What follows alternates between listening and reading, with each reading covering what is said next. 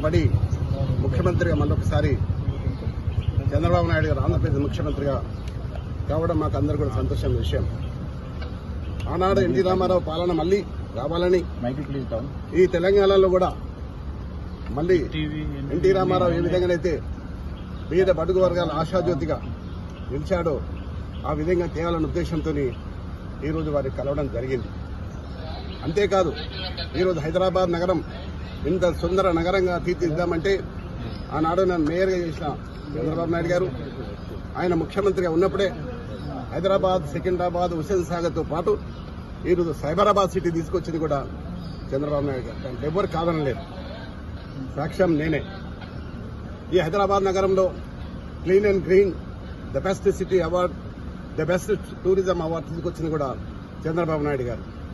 అయితే ఈ మధ్య కాలంలో తెలంగాణ అంశం వచ్చి మరి ఏం జరిగిందో మనం అందరం చూస్తూనే ఉన్నాం. కానీ మళ్లీ పూర్వ వైభవం తీసుకురావడానికి మేమందరం కూడా చంద్రబాబు నాయుడు కలవడం, మరొకసారి మనం పిలిచి మాట్లాడుతున్నాడు. తప్పకుండా మళ్ళీ ఆనాడు ఎన్టీ రామారావు గారు ఏ విధంగానైతే పరిపాలన చేసిండో ఆ విధంగా చేసడానికి మేమందరం కూడా కృషి చేస్తాం. నేనందరినీ కూడా శ్రేణులకు వస్తున్నా. చాలా మంది తెలుగుదేశంకు ఎన్టీ రామారావు అభిమానులు ఉన్నారు. ఇంకా వారందరూ కూడా ఏకతాటి మీద తీసుకొచ్చి మళ్ళీ పూర్వ వైభవం తీసడానికి నేను ప్రయత్నం చేస్తాను. మీరు టీడీపీలోకి వెళ్తారా సార్? 100%.